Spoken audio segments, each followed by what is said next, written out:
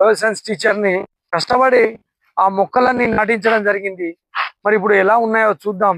ఇప్పుడే వస్తున్న ఎండాకాలం వీటికి నీళ్ళైతే ఎవరు పెట్టలేదు. అగో చూడండి, ఇగో ఈ చెట్లన్నీ కానీ బాగానే ఉన్నాయి, పర్వాలేదు.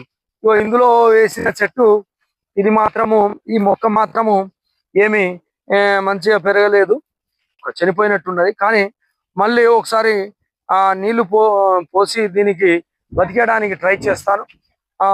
ఒకసారి చూయించు బాబు, దగ్గర వచ్చి చూయించు. అయితే మొక్కలే మనకు జీవనాధారం, ఇది అందరికి ప్రతి ఒక్కరికి తెలుసు.